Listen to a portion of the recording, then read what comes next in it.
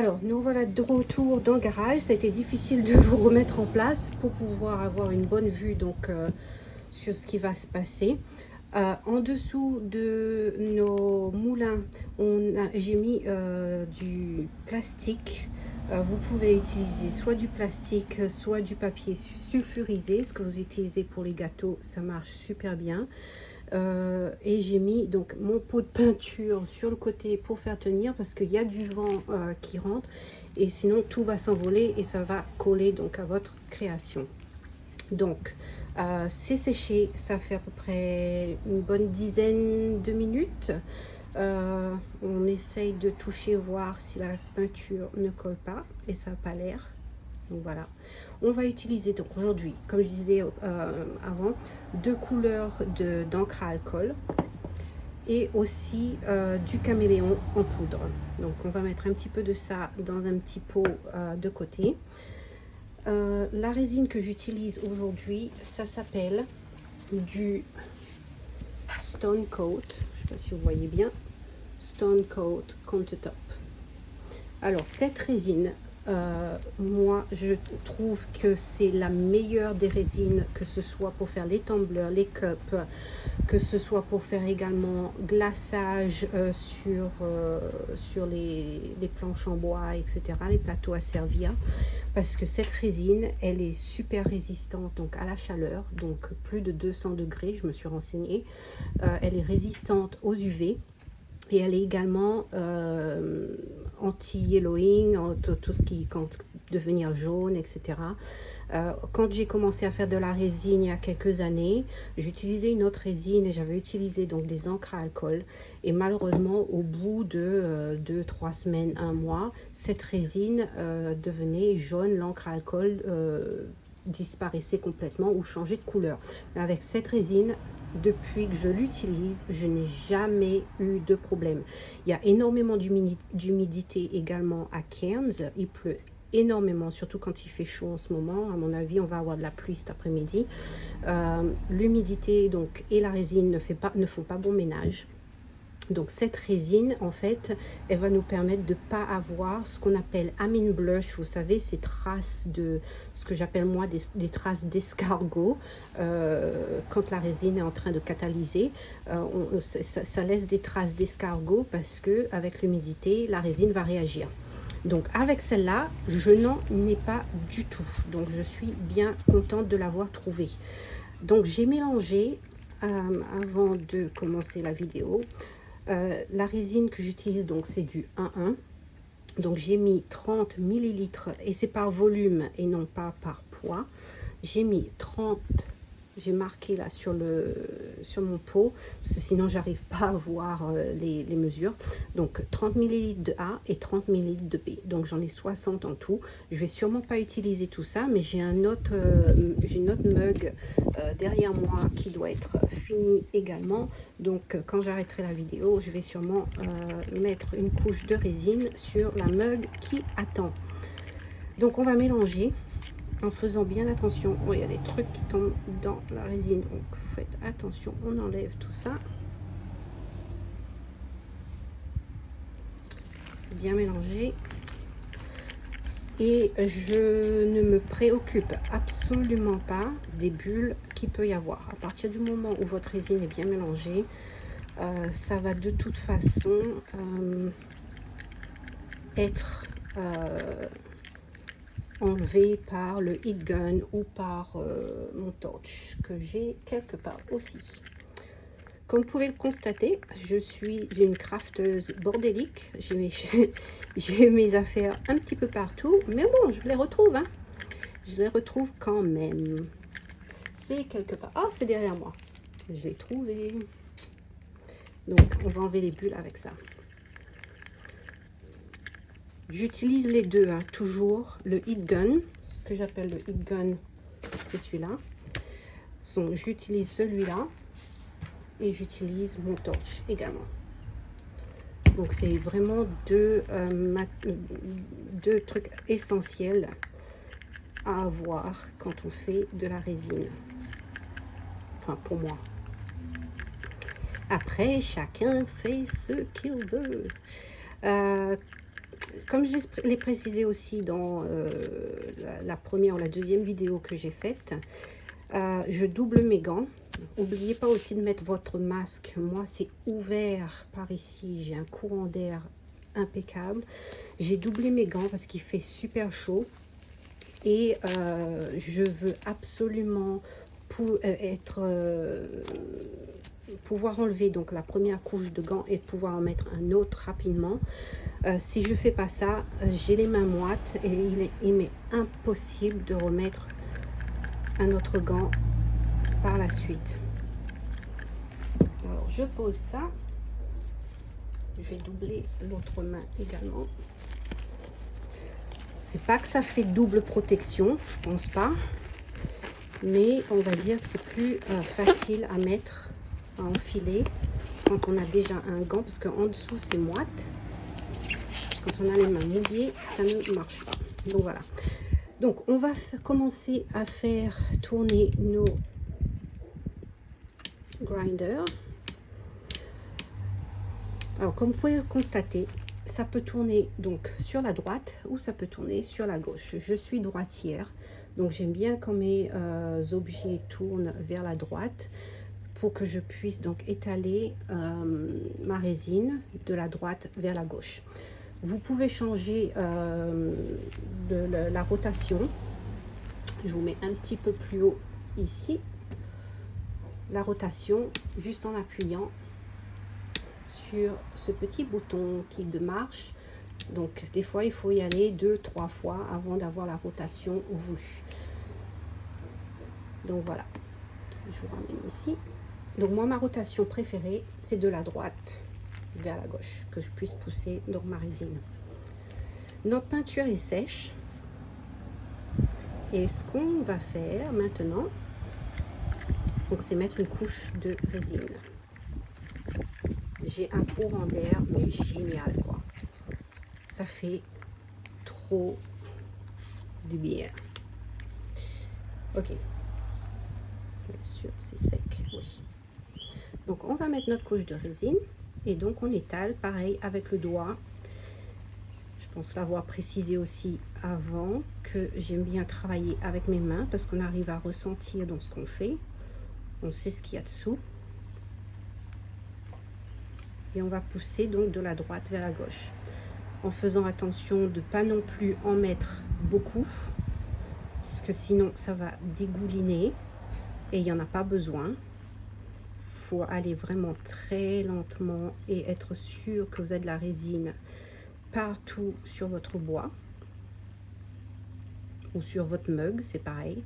Parce que vous pouvez faire exactement la même chose sur une mug.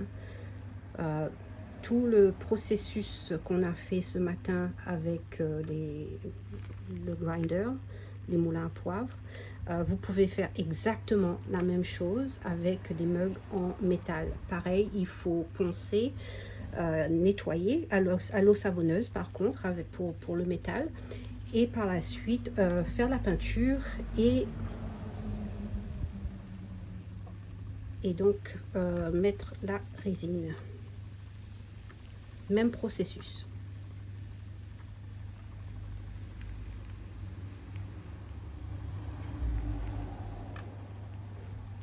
Donc on étale en faisant bien attention qu'il y en ait de partout.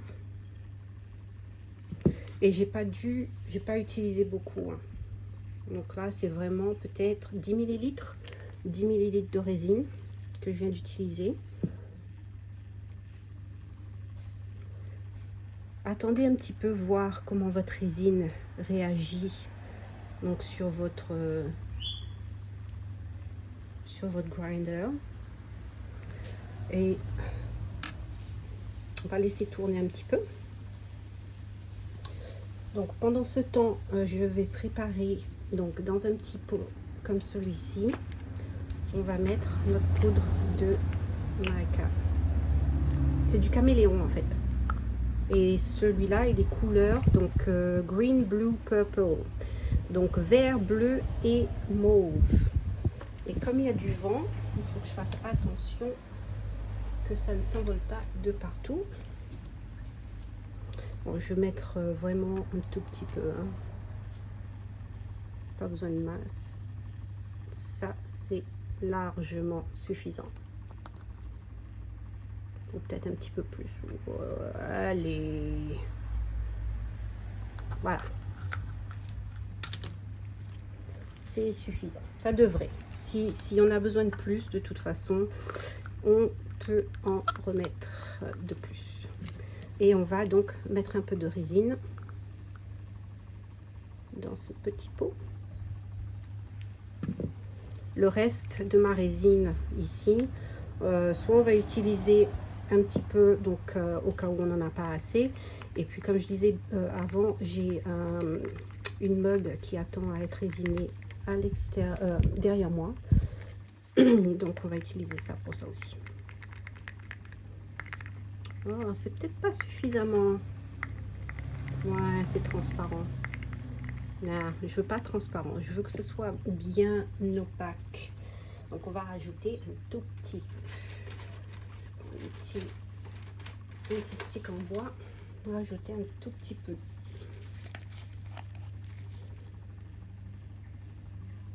Allez, je vais rajouter ça.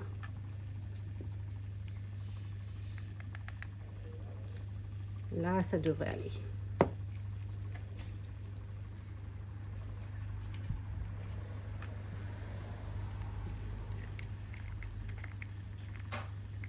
Oui, c'est un petit peu plus opaque déjà. Ok, on est prêt. Donc, notre résine est tourne. On va ouvrir nos encres à alcool. Alors, il faudra faire bien attention à ne pas en mettre des masses, parce que surtout le bleu foncé, ça va aller de partout. Donc, on ne veut pas que ça soit recouvert de partout, parce que je veux faire deux couleurs bien distinctes. Mais je vais quand même commencer par le bleu foncé. Et vous allez verser, oups, donc une goutte, goutte par goutte, autour de votre objet, mug, cup. Faire bien attention de ne pas en mettre des masses. Laissez tourner un petit peu avant de voir comment votre alcool réagit. Donc sur votre objet.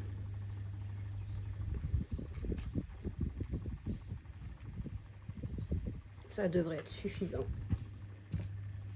Bon, juste un. Voilà.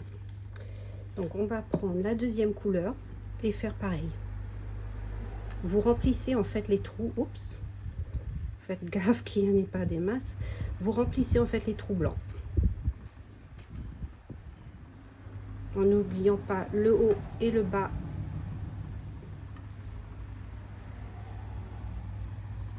Au milieu.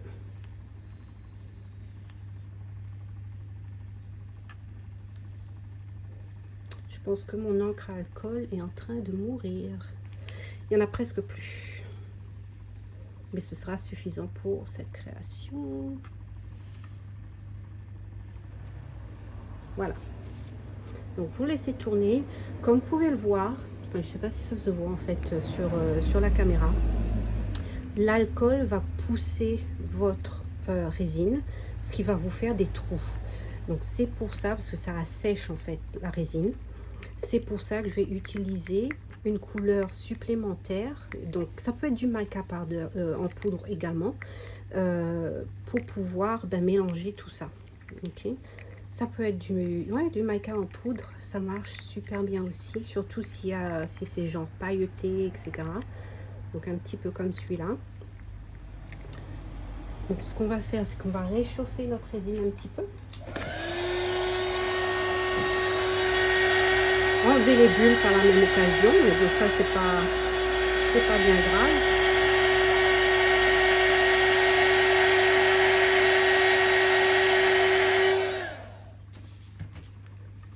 On a tout le temps pour ça. Et on va donc mettre notre petit mélange.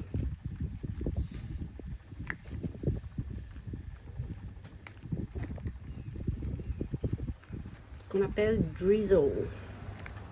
Drizzly.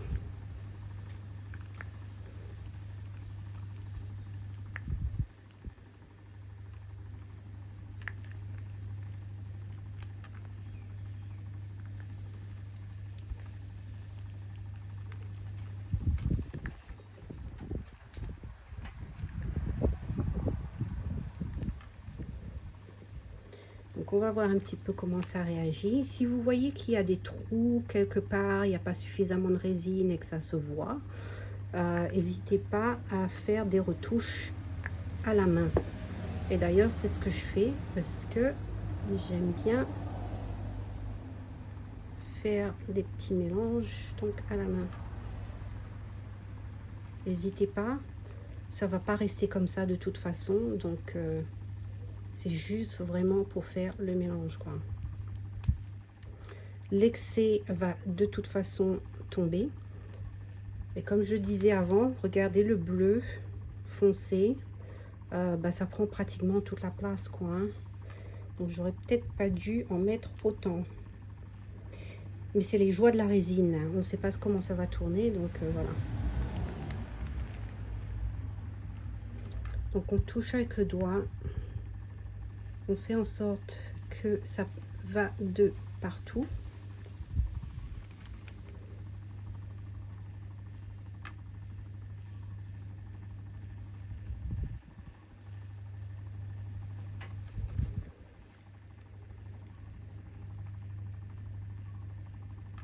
Même dans les petits recoins en haut.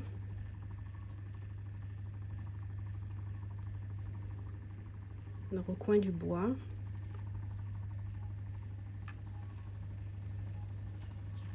Ça va faire vraiment foncer en fait, hein. J'espère que la cliente va aimer. C'est vraiment bleu. Si vous aimez pas, alors s'il y a vraiment trop de bleu, j'enlève un petit peu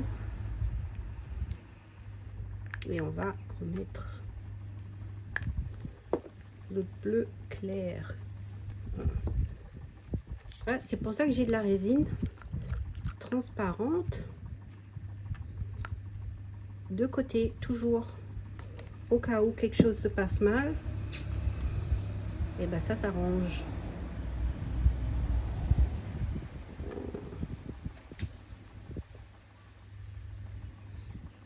Voilà. Ah, je préfère. Il y avait trop de bleu foncé dans les deux. Et on remet notre petite préparation.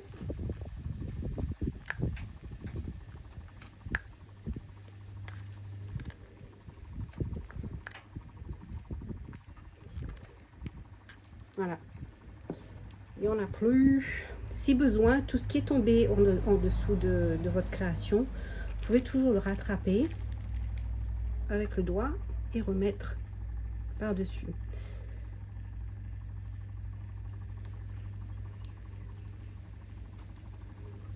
Faites vos petites retouches en vous assurant bien que la résine, il y en a de partout, qu'il n'y ait pas des trous un petit peu par-ci, par-là, parce que ça arrive. L'excès va de toute façon tomber en dessous. S'il y en a vraiment de trop, la résine de toute façon s'auto-nivelle. Donc s'il y en a de trop, vous inquiétez pas, la nature fait bien les choses et ça tombe. Donc voilà, donc on en a de partout. Ça fait vert en fait, ça fait pas turquoise. J'espère qu'elle va aimer. Si elle aime pas, c'est pas grave, j'en referai un autre. Parce que ça ne m'étonnerait pas que celui-là, de toute façon, ça se vendra quand même. Voilà. Donc là, j'ai de la résine de partout. Pas censé d'avoir de trous nulle part. Donc on va laisser tourner un petit peu. Je vais changer de gant. Et je vais revenir dessus et le travailler un petit peu plus.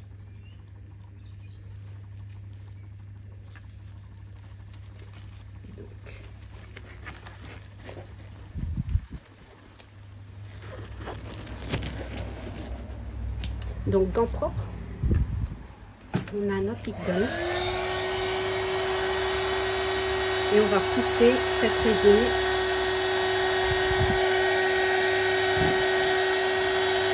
de haut en bas.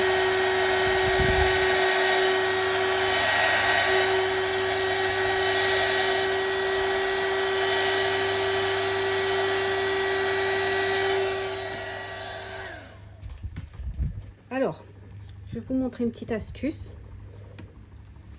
Donc, on va enlever celui-là de ce turner en faisant attention de ne pas le faire tomber. On va le prendre dans la main et on va le faire travailler donc de haut en bas, tout en le faisant tourner. Ça va vous donner en fait un petit effet vague. On ne laisse pas très longtemps.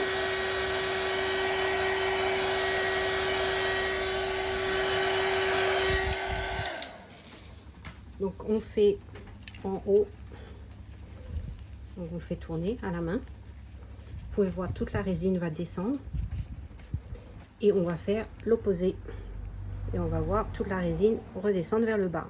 Ça va vous donner un petit effet en fait avec votre résine et vos couleurs. Et c'est ce qui le rend magnifique. Magnifique. Et on recommence. Ça dépend vraiment de ce que vous recherchez. Hein. Il n'y a pas de mauvais ou bonne méthode à pouvoir le faire. Donc, quand vous avez fini, voilà, je pense que c'est bon. On va le remettre en place. Donc, il va continuer à tourner. Et on va faire la même chose avec le deuxième. Donc, on enlève tout ça. Parce que sinon, c'est tout droit. J'aime pas, moi, quand c'est droit. J'aime bien quand ça va de haut en bas.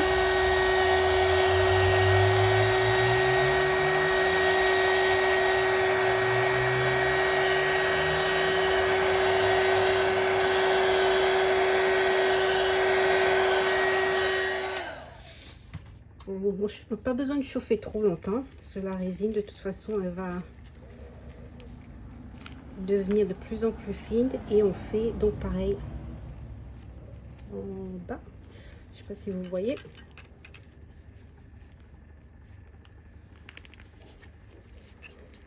Et en haut. Vous pouvez répéter l'opération 2-3 fois, ça dépend, jusqu'à ce que ça commence à devenir, on va dire, un petit peu plus épaisse et à catalyser. Ce sera plus possible de le faire. Hein. Donc, il faut vraiment le faire dès le début. Et j'aime beaucoup comment ça tourne. Donc, on remet en place. Donc, assurez-vous bien que votre... la place où vous travaillez soit bien plate. Sinon, vous aurez des problèmes avec votre résine qui va partir vers le haut ou vers le bas. Ça va vous donner une grosse boule de résine, que ce soit en haut ou en bas. Il faut vraiment s'assurer que votre turner qu'il soit plat. Donc, moi j'aime bien comment ça tourne. Je vais laisser ça tourner pendant 4 à 6 heures. Ça va dépendre, ça dépend de la température que vous avez chez vous. Je finis avec en faisant éclater les bulles. Ça dépend de la température que vous avez chez vous. Ça dépend vraiment de pas mal de choses. Vu qu'ici il fait super chaud, on va dire qu'en 4 heures de temps, ça devrait le faire. Je peux tourner ce sera pas complètement catalysé, mais au moins la résine ne coulera plus. Donc là, ce qu'on va faire avant d'éteindre la vidéo, on fait des petites retouches si besoin. Des petites retouches vers le haut. Voilà. Donc ce qu'on va faire maintenant, c'est enlever. Soyez sûr que vos mains soient relativement propres, parce que vous allez toucher le bois là où vous voulez pas que votre résine aille. Donc on va enlever. Ça va être difficile avec les gants. Oh là là, non, ça va pas être possible. Surtout avec la deuxième couche de gants. Ok, ça va pas marcher. Je vais utiliser celui-là. C'est un petit cutter. Donc on va enlever le scotch qu'on a mis au départ. Et on va mettre de côté. Donc on enlève ça. Et vous le laissez tourner en même temps. Vous ne voyez pas tout à fait bien ce que je fais. Donc j'enlève. Vous pouvez aider la machine en même temps. Oh, c'était pas bien mis. Okay. Donc on enlève le scotch. Vous allez voir, ça vient tout seul. Hein. Enfin, pour une bonne partie. Une bonne partie. On enlève ce scotch. Et on a une surface toute propre. Enfin, ça devrait. S'il y a des dégoulinaisons, des coulures, ça se dit pas dégoulinaison. S'il y a des coulures, on va nettoyer donc à l'alcool. Ça se nettoie super facilement. Donc je vais faire la même chose avec le deuxième.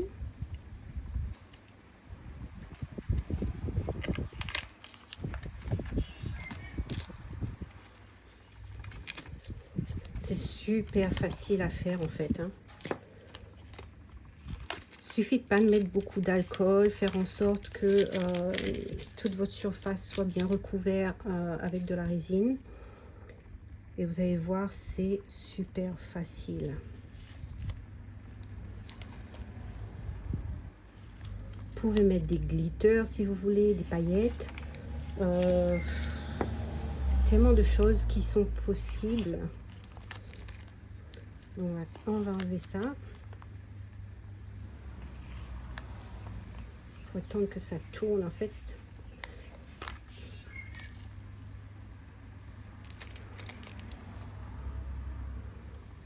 Je le fais dès que c'est fini parce que ça va me permettre de faire des petites retouches sur les creux qu'on a en haut et en bas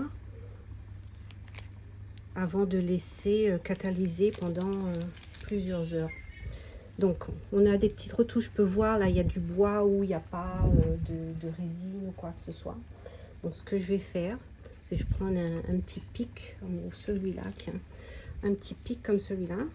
On va pousser la résine en faisant attention de ne pas toucher le bois. Donc pousser la résine dans le creux du bois. Pour être sûr qu'il y en ait deux partout. Et pareil pour celui-là. On va faire un petit nettoyage à l'alcool également. Parce que je peux voir que ça a un petit peu dégouliné sur les côtés. Donc on prend nos lingettes et l'alcool et on va nettoyer l'excès.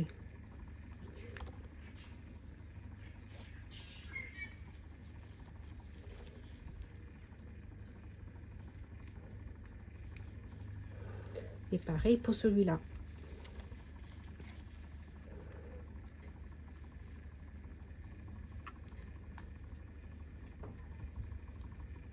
Faisons attention, bien entendu, de ne pas en mettre de partout. Alors, on va faire celui-là également. C'est là où le scotch, en fait, se croise. C'est là où, parfois, malheureusement, j'ai pas encore trouvé de solution à ça. La résine va s'incruster en dessous du scotch. Là où ça se marie, quoi. Oups. Ah oui, il faut faire attention que ça soit bien emboîté. Donc on va enlever également le scotch du haut. Je sais pas si vous voyez, non. Je vous mets un petit peu plus. On va enlever celui-là d'abord.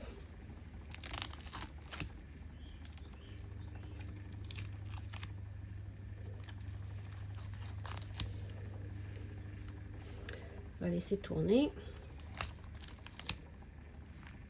Ce qui est bien avec ce scotch, c'est qu'il attrape le scotch électrique qui est juste en dessous. Donc tout vient avec en fait.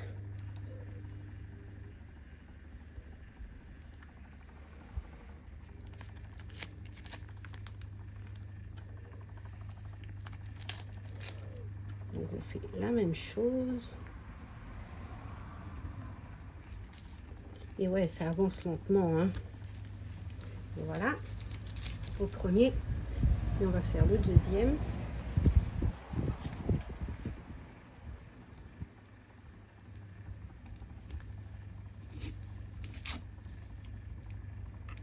Ça ne veut pas venir.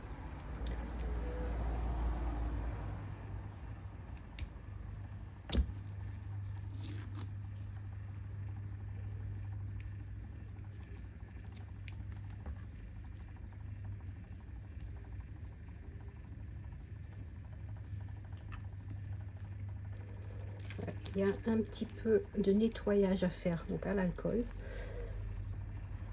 On va faire ça de suite avant que ça ne catalyse. Celui-là, il ne va pas s'enlever. Bon, bah, on va le laisser comme ça, hein, c'est pas grave. Bon, peut-être pas, ça va. Voilà. Donc ça, c'est enlevé.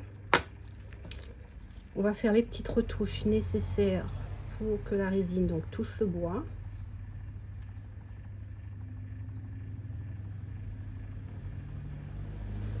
Je suis super, comment on va dire, faut que ce soit parfait quoi. Sinon, je suis pas contente. Sinon, c'est pas bien. J'aime bien la perfection, même si la perfection n'existe absolument pas en résine, parce que la résine fait ce qu'elle veut. Donc, il n'y a pas de perfection. Hein. C'est pas vrai. Mais on fait tout ce qu'on peut pour y arriver. Tout ce qu'on peut. Et voilà. Donc, j'ai de la résine un peu de partout. Et avec notre alcool, on va nettoyer le bois. L'excès, si vous voyez, la résine dépasse un petit peu de ce côté, un petit peu de ce côté, et on est bon. Voilà, un petit coup de dernier chalumeau. Ah, voilà, j'ai trouvé le mot, c'est chalumeau. Un petit coup de chalumeau pour les bulles. Je vais peut-être revenir d'ici, allez, une vingtaine de minutes pour refaire la même chose, un petit coup de chalumeau. Et puis je vais laisser faire son boulot. Voilà, j'espère que ça vous a aidé. On reviendra demain donc pour pouvoir mettre le sticker sel et poivre pour faire la différence entre le sel et le poivre. Remettre une couche de résine transparente sur le dessus. Donc je vais filmer ça également. Et donc je vous dis à demain.